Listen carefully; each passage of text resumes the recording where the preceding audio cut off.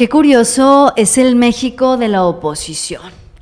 Qué curioso es el México de la derecha mexicana. Ese México en donde les genera indignación que un agresor le pida disculpas a Gerardo Fernández Noroña, pero no les indigna lo que ocurre en Teuchitlán. No les indigna la pérdida de vida de 2 marinos en Estados Unidos. No les indigna tampoco la muerte de 2 colaboradores de la jefa de gobierno. Eso no les indigna porque eso lo utilizan para la carroña política. Lo que hoy le indigna a la derecha mexicana es que un ciudadano haya ofrecido disculpas en el Senado después de haber agredido a Gerardo Fernández Noroña. Esta fue la agresión, porque yo quiero que tú juzgues, que seas tú quien juzgue si realmente era necesaria esta disculpa pública hacia Gerardo Fernández Noroña, porque de ahí vienen un montón de confesiones. Javier Lozano lloriqueando que porque Gerardo Fernández Noroña lo quería golpear, y luego viene la carroña política y salen además las verdaderas razones por las que el gobierno de Estados Unidos se lanza en contra de los migrantes en México. Esta es la razón por la que se le tuvo que pedir disculpas a Gerardo Fernández Noroña. Sí, llama a tu pinche presidente. No, se vaya esta inversión. No, llamar a la mesa. A ver, no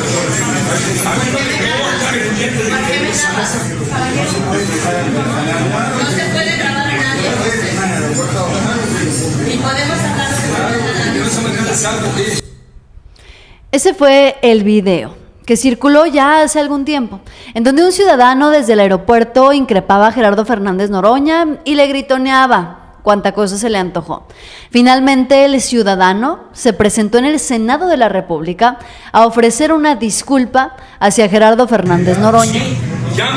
Noroña, me dirijo a usted con el respeto que me merece su investidura y persona para ofrecerle una sincera y profunda disculpa por los acontecimientos ocurridos el pasado 20 de septiembre de 2024 en el Salón American Express del Aeropuerto Internacional de la Ciudad de México.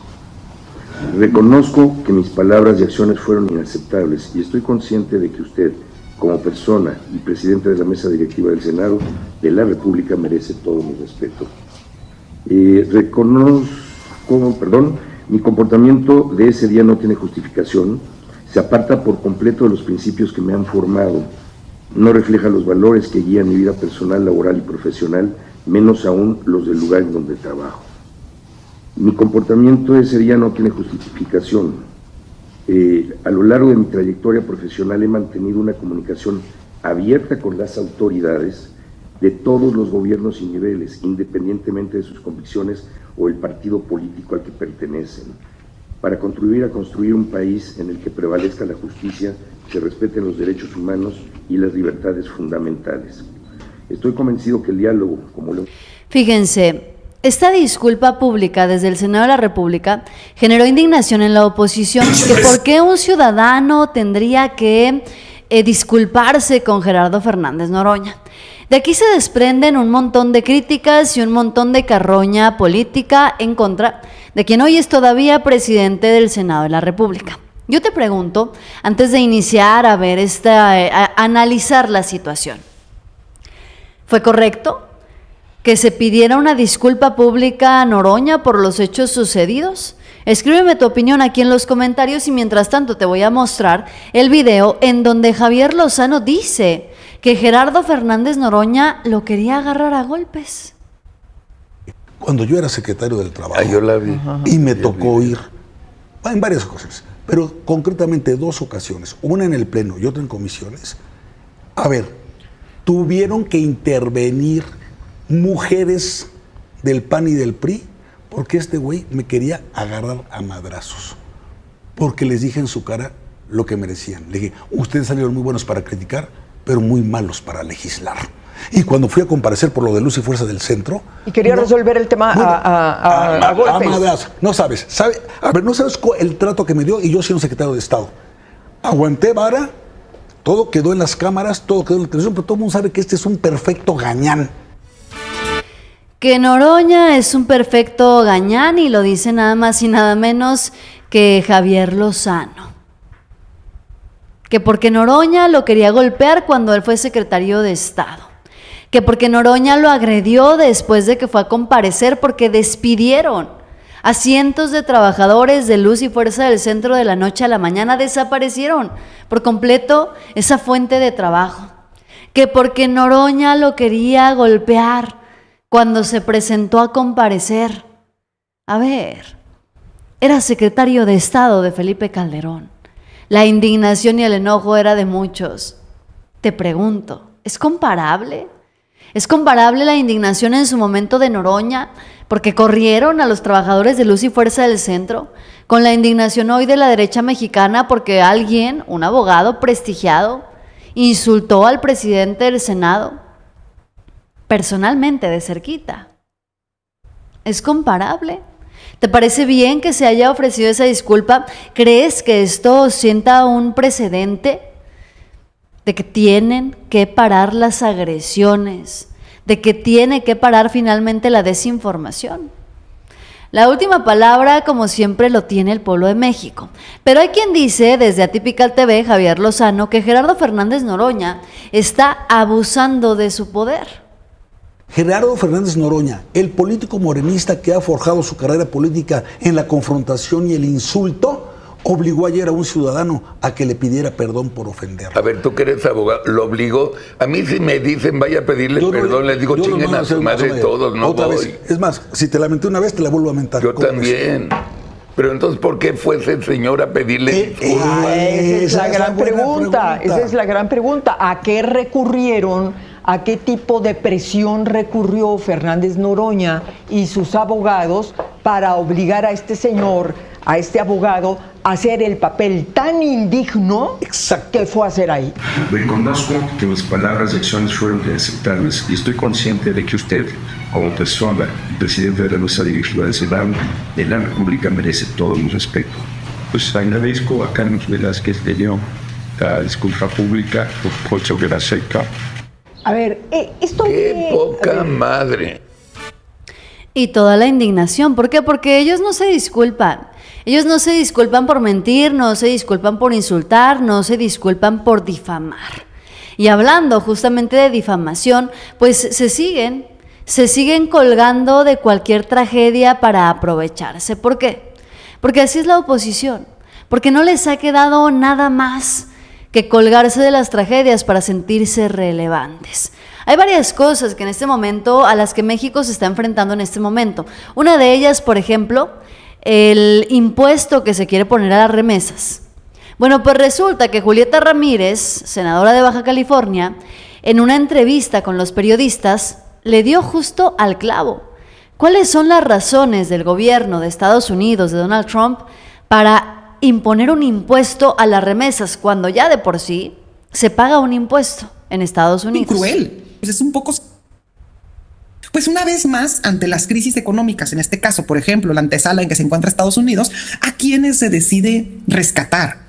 ¿A quiénes se privilegia cuidar? Y en el caso de Donald Trump es muy evidente que a quienes desea privilegiar es a la clase con mayor nivel adquisitivo. Es terrible pensar que los grandes oligarcas del mundo, un Donald Trump, un Elon Musk, pues estén queriendo cobrarle a nuestros hermanos migrantes a partir del trabajo que ya realizaron. Es un trabajo ya pagado. Ya lo ha dicho la presidenta, viola el Tratado de Libre Comercio, es incluso inconstitucional en los propios Estados Unidos, pero es además muy cruel. Pues es un poco similar a cuando el PRIAN quiso gravar impuestos de IVA a los alimentos y medicinas en tiempos de crisis. El 80% de los ingresos que reciben los migrantes, sean documentados o sean indocumentados, se queda en Estados Unidos. El migrante en Estados Unidos pues tiene peores condiciones laborales y tiene peores salarios. El salario que reciben no es proporcional a la riqueza que le generan a ese país. Estar golpeando a ese sector pues tampoco abona. No se les reconoce en absoluto la aportación que hacen los migrantes a sectores esenciales de la economía estadounidense. Y la presidenta dijo algo importantísimo. Si se graban las remesas, es muy probable que al final del día el paisano que está en Estados Unidos, si quiere mandar $300 completitos, pues manda los $300 más el 5% que le van a cobrar. Y por lo tanto se traduce en un menor consumo en ese país. Ahí está. ¿Qué está pasando en Estados Unidos con el tema de las remesas? Pues que Trump le quiere cobrar impuestos a las remesas con tal de no afectar a los amigos y compadres, con tal de no afectar a los más ricos. A los más ricos no les está ofreciendo impuestos, no les está poniendo condiciones de nada, les está poniendo una alfombra roja. ¿Por qué creen ustedes que la derecha mexicana alaba tanto esa forma de gobernar, la de Donald Trump? Que aunque en este tiempo se ha vuelto un poco, pues los ha puesto a dudar. ¿Por qué los ha puesto a dudar? Pues porque un día aplaude a Claudia Sheinbaum y otro día no. Bueno, pues resulta que les gusta esa forma de gobernar, porque es la misma que ellos implementaron en México durante décadas.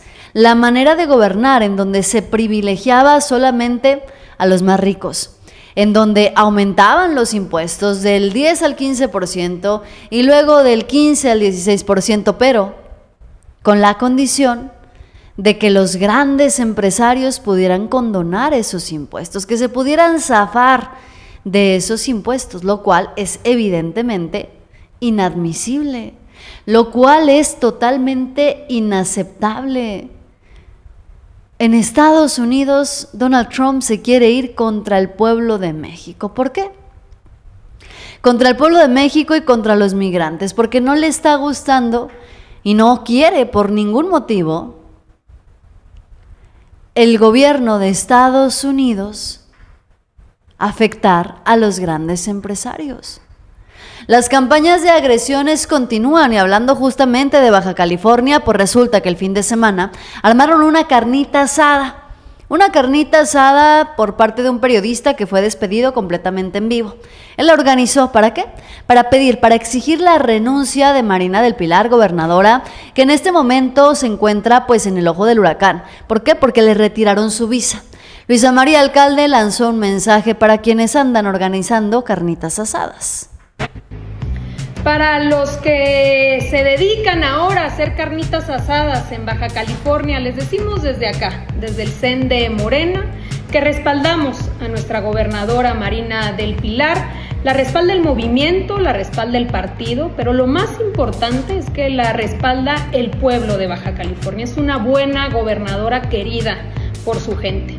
En realidad, el dirigente panista debería de estar más preocupado por poner orden en su casa. Ahora salió el dirigente estatal de Nuevo León a anunciar ya que van en alianza con el PRI para la gubernatura, sin siquiera pedirle opinión, si él apenas había dicho que con el PRI ni a la esquina por el repudio que le tiene la gente. ¿O será en todo caso que quien manda en el PAN es Alito Moreno? No lo sé. Un fuerte abrazo. Híjole. Para los que se dedican ahora... Pues ya salió el peine. Resulta que alguien que fue despedido le anda haciendo el trabajo sucio a la oposición, a la derecha mexicana, que al final del día pues van a ir en alianza por la gubernatura en Baja California. Al final del día, la oposición sigue convirtiendo todo en carroña política y utilizándolo de forma electorera, con una bajeza que es completamente indescriptible, con una bajeza que no se alcanza a medir por parte de la oposición, porque quieren vincular al gobierno de Morena, Claudia Sheinbaum, a sus gobernadores, diputados, senadores, a todos con la delincuencia organizada. Habría que decir que también el fin de semana se reunió la presidenta Claudia Sheinbaum, nada más y nada menos que con el nuevo embajador de Trump que ya llegó a México. Ronald Johnson, veterano de la CIA, ex boina verde, llegó al país para sustituir a Ken Salazar. Llegó con un discurso de mano dura y acción militar en contra de los grupos criminales. Ronald Johnson se levanta de la silla en esta controversial reunión que tuvieron, y les voy a mostrar el video porque tienen que ver ustedes el embajador de Estados Unidos, pues con quién estaba reunido. Estaba reunido nada más y nada menos que con Eduardo Verástegui, así como lo oyen, el de la ultraderecha mexicana. La ultraderecha llega a México y ahí está, alabando y aplaudiendo a personajes que en este país no les alcanza ni siquiera para alcanzar el registro para contender por un voto de elección popular. Que Dios les bendiga a todos. Y gracias a México para mi hermano aquí, y mis otros hermanos y hermanas. Gracias. Amén. Gracias, embajador. Embajador. Pues ahí está Ronald Johnson, que unas horas después terminaría reunido con la presidenta Claudia Sheinbaum, porque al final del día podrán levantarse el cuello todo lo que quieran los opositores. Podrán levantarse el cuello con sus alianzas con Estados Unidos y con los embajadores, pero a la hora de la hora, con quien tiene Estados Unidos que negociar o que entablar relaciones y colaboración es con la presidenta Claudia Sheinbaum. ¿Pero qué dice la derecha mexicana? La derecha mexicana, la oposición, dice que Morena tiene un acuerdo con el crimen organizado. Le cede territorio y a cambio los criminales le acarrean votos. Es decir, una vez más la oposición afirmando que quienes asisten a las urnas a votar son criminales. Discutía con quien fue el senador Roberto Gil, que ustedes lo deben conocer muy bien. Y él decía es que Morena lo que está haciendo con el crimen organizado es un intercambio de control territorial por hegemonía política. O sea, tú te quedas con el territorio y yo me quedo con los votos a la población, pero me traes los votos y yo me quedo en el poder. Eso es un nivel gravísimo. Oye, y discutía con... Es decir, estos personajes están asumiendo que la gente que sale a votar en cada elección es acarreada por la delincuencia organizada. Es decir, 36 millones de mexicanos, vámonos a la elección más reciente, 36 millones de mexicanos que salieron a votar en las pasadas elecciones en favor de la Cuarta Transformación para que Claudia Sheinbaum se convirtiera en presidenta de México, fueron acarreados por grupos criminales, es decir, que 36 millones de mexicanos tendrían que tener nexos con los grupos criminales de este país. Pues déjame les digo que sigue sorprendiendo la habilidad que tiene la oposición, la habilidad que tiene la derecha mexicana para perder votos cuando todavía ni siquiera llega la temporada electoral. 36 millones de votos se les están yendo de las manos. ¿Por qué? Pues porque están acusando, cuando menos, a 36 millones de personas de tener vínculos o nexos con la delincuencia organizada. ¿Para qué? Para que en las próximas elecciones salgan a pedirle el voto a esas personas. ¿Para qué? Para que hoy llamen a no votar en la elección judicial a esas personas que considera la oposición unos criminales. Vergüenza debería de darles. La derecha está detrás, evidentemente, de una campaña de agresión en contra de integrantes del movimiento de la Cuarta Transformación. Esto surge tras la pérdida de vida de los colaboradores de Clara Brugada y sigue incrementando constantemente. Sigue incrementando la campaña sucia, la campaña de agresiones, los insultos, las mentiras, las noticias falsas de la oposición constantemente, cada vez que ocurre una tragedia o una potencial tragedia en este país. De eso habló justamente Gerardo Fernández Noroña. Fue asesinada Jimena Guzmán, compañera desde Iztapalapa. Nos conocíamos, ha sido secretaria particular de Clara Brugada, la hoy compañera jefa de gobierno durante muchísimos años. Yo fui diputado por Iztapalapa y Clara alcaldesa. Nos conocíamos de mucho tiempo. Y José Muñoz, ambos, un motociclista, al parecer los asesinó en la calzada de Tlalpan. Es gravísimo, condeno el hecho, lo lamento profundamente, mi solidaridad para familiares y amigos, y me parece que se está yendo un incremento, una campaña de agresión hacia compañeros, compañeras del movimiento que la derecha ha promovido irresponsablemente. Espero que se esclarezcan los hechos, espero que no quede impune y espero que se detenga toda acción y violencia hacia cualquier persona. Nuestro gobierno trabaja por la pacificación del país arduamente. Nosotros no queremos agresiones a nadie, no queremos ningún privilegio. Respeto para la dignidad de todas las personas, respeto a la vida de todas las personas. Su forma de pensar es su derecho, pero nada justifica las agresiones físicas y mucho menos que alguien pierda la vida en estas condiciones.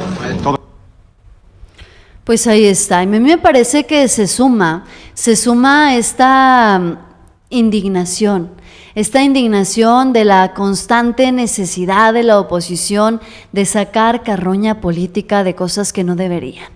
Ya lo habíamos hablado en un video anterior, pero bueno, es que el problema es que sigue ocurriendo. Incluso el día de hoy la oposición también mandaron a reporteros a preguntarle a la presidenta Claudia Sheinbaum si los grupos del crimen están amenazando a los alcaldes, a los gobernadores, en fin. Pues si tiene pruebas, que las presente. O sea, lo que no puede ser es decir sin ningún fundamento. Todo periodista, sea de un medio estadounidense, francés, alemán, chino, sudafricano, sudamericano, asiático, de cualquier lugar del mundo, tiene una responsabilidad, y es sustentar la información en fuentes. Entonces, decir que existe sobornos y que la presidenta tiene miedo, y pues ¿en qué fundamento? ¿Cuál es su fundamento? Entonces no voy a entrar en el tema personal, porque no, eso lo decide el pueblo de México, no lo decide un periodista de Fox News. Pues ahí está. Las respuestas de la presidenta Claudia Sheinbaum siguen siendo contundentes, siguen siendo claras y de manera directa. Ricardo Anaya dice respecto a la pérdida de vida de los funcionarios de Clara Brugada que esto fue un crimen de Estado. Crimen de Estado, sí, probablemente también lo fueron crímenes de Estado los que vivimos en tiempos de los panistas. Este no es un tema de partidos políticos, este es un tema de vidas humanas. Y por eso yo quiero empezar por expresar mi más sincera solidaridad a la familia, a los amigos de Jimena y de José que perdieron la vida, y por supuesto que condenamos este atroz y este cobarde asesinato. Y con esa misma contundencia le queremos exigir una cosa al gobierno, y es transparencia total. Porque en cualquier asesinato debe haber una investigación con celeridad, con profundidad, pero en este caso hay indicios de que se trata de un crimen de Estado, y por lo tanto se debe transparentar quién estuvo detrás de este reprochable, condenable, inaceptable asesinato y cuáles son los motivos. ¿Existe alguna organización criminal que haya estado detrás? ¿Cuáles son las razones? Entonces lo que nosotros exigimos es una sola cosa: transparencia total, que no vaya... Transparencia total, dice Ricardo Anaya. Dice que se solidariza, que esto no es de partidos políticos, pero no puede evitar el senador plurinominal de Acción Nacional sacar el tema de la delincuencia organizada. ¿Por qué? Porque ganas no le faltaron a Ricardo Anaya de decir que todo esto se debe a que Morena está vinculado a los grupos criminales. Ganas no le faltan a Ricardo Anaya de decir lo que sus compañeros sí dicen de manera cínica y descarada, lo que sus compañeros sí han repetido en incansables ocasiones: que Morena está vinculado a la delincuencia organizada y que entonces por eso perdieron la vida estos personajes. Dicen que es un claro mensaje hacia Clara Brugada. Es más, Héctor de Mauleón lo publica a través de sus redes sociales. Dice: ¿quién envió a estos personajes expertos en contra de una colaboradora tan cercana a la jefa de gobierno? Nunca había ocurrido algo así. Lo oscuro y ominioso de esta ejecución es para ponerse a temblar. Enciende absolutamente todas las alarmas. La señorita Jimena Guzmán era conocida y apreciada por mucha gente. ¿Qué está pasando en la Ciudad de México? Lo mismo nos preguntamos todos. ¿Qué pasa en la Ciudad de México?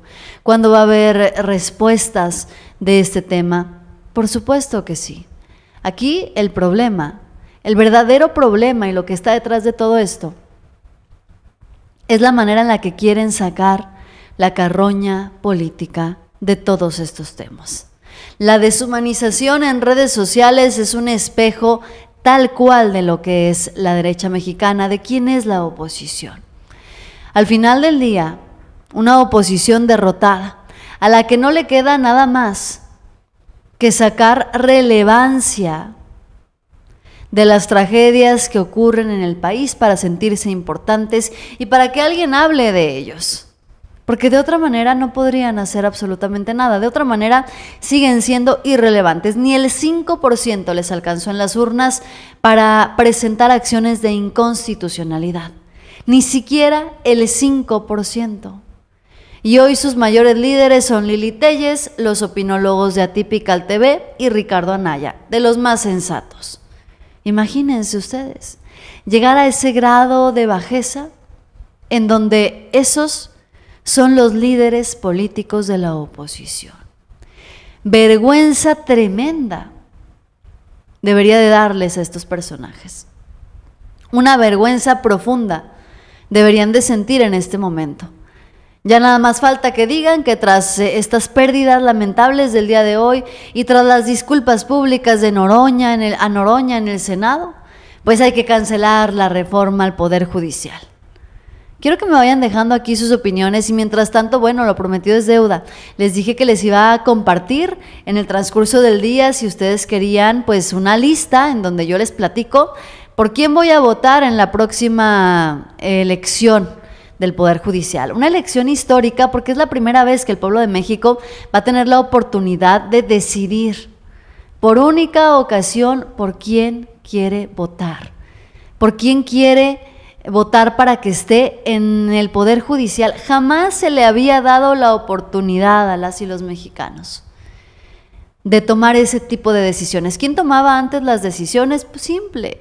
Antes esa decisión la tomaba el presidente en turno y luego presuntamente respaldada por el Senado de la República, pero en realidad siempre estuvieron coludidos hasta que llegó López Obrador, la Cuarta Transformación, por supuesto. Y la oposición hizo berrinche porque no se le consideró para esas decisiones tan importantes. ¿Por quién voy a votar yo? Mira, así van los avances de mi lista. Hasta este momento te la voy a mostrar, te la comparto, es la gente por la que yo pienso votar, lo he estado pensando bien, analizando y aquí te lo voy a poner, mira. Yo estoy contemplando en mi boleta estos nombres. Ay, ya se movió de nuevo. Estoy contemplando, aquí está. Lo tengo listo, perdón. Estoy contemplando el número 49, pues ya lo conocemos todos, César Gutiérrez Priego. Me parece que es una buena opción. Ya lo entrevisté, estuve platicando con él el otro día y me parece que es una persona sensata y una persona que además está ofreciendo, pues hacer dentro de la Corte, ofrecernos la posibilidad de tener justicia hacia los ministros y jueces corruptos, finalmente algo que no se había visto y que no se ha visto en mucho tiempo. Federico Anaya también es el número 36, me parece muy buena opción. Isaac de Paz, el número 40, está presentando en sus redes sociales también muy buenas propuestas y videos informativos que me parece también que son muy útiles. Hugo Aguilar Ortiz, representante de las comunidades indígenas, el número 34, también creo que es una buena representación. Loreta Ortiz es una persona que está sumamente preparada, me parece que también es buena opción para estar ahí en la Corte, personalmente. Ana María Ibarra, la número 17, también la estuve entrevistando, platicando con ella recientemente, si no viste el video, ahí te lo vuelvo a compartir. Me parece que es una persona que ofrece relevo generacional, que también trae pues unas sentencias, porque me habló de las sentencias que ha dado en la Corte y son sentencias pues muy variadas, que abarca varios grupos, abarca mucha diversidad, eso me gusta. María Estela Ríos, número 26, también creo que es una buena opción, igual que Yasmín Esquivel y Lenia Batres, creo que son buenas opciones, yo las tengo contempladas. Revísalas, chécalas bien. ¿Cuáles tienes tú? Platícame si son las mismas, si se parecen, si andamos todos muy lejos, pero yo estoy contemplando estas opciones hasta el momento. También tengo ya lista la otra, ¿saben cuál también tengo lista ya? Les digo que yo sí me voy a dar mi acordeón, no sé ustedes, pero yo sí me voy a llevar un acordeoncito para terminar rápido de llenar todas las boletas que son necesarias. Para magistrados del Tribunal de Disciplina Judicial, estos también son los que estoy contemplando. ¿En qué me basé? En varias cosas, principalmente que no fueran los de la lista del Poder Judicial. A mí eso fue muy importante. Entonces yo estoy contemplando a Bernardo Batis, que es el número 23, Rufino León Tobar, el número 31, Celia Maya, el número 9, Liliana Hernández, que es el 7, y Denise Uribe, que es la 18. Contemplando que sean propuestas principalmente del Ejecutivo, que fueron las que a mí como que me dan un poquito más de confianza. Además me metí a buscar sus redes sociales, sus publicaciones, sentencias, y hice ahí más o menos mi investigación y me gusta, o sea, me parece que son buenos perfiles. Personalmente son por los que yo estoy contemplando votar. Ustedes déjenme aquí su lista, ¿cómo van ustedes? ¿Estamos iguales o hay alguna variación? Escríbanmelo en los comentarios y bueno, ya mañana lo platicamos en equipos de muchos. Todos los que se conecten vayan dejándome aquí sus opiniones, si coincidimos, si no coincidimos, o si ustedes todavía lo están pensando. Acuérdense que salir a participar en la próxima elección judicial es lo que se pidió.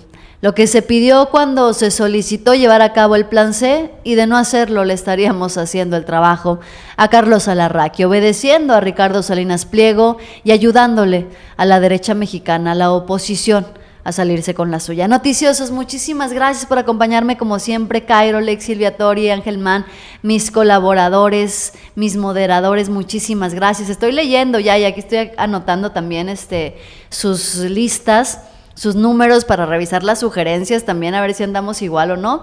Ahorita los volvemos a poner con muchísimo gusto. Los del Tribunal de Disciplina me están pidiendo, ahorita se los pongo con muchísimo gusto antes de despedirnos para que lo revisen. Esos son por los que yo voy a votar. Revisen ustedes sus opciones también. Vale la pena que tomemos a consideración nuestras opciones, que son muchas, eso sí. Hay que investigar, ver con quién sentimos pues una mayor empatía. Estos son los del Tribunal de Disciplina Judicial, que son 2 hombres y 3 mujeres. Lo más importante es que salgas a votar, que participes el próximo 2 de junio en la elección del Poder Judicial. 2 de junio. Dale duro y dale con 2 de junio. La fecha se me sigue haciendo bolas, pero no se apuren, que aquí lo vamos a estar compartiendo. Noticiosos, que tengan bonito día, cuídense mucho. Yo soy Yasira Handal y nos seguimos viendo con más información. Bye bye.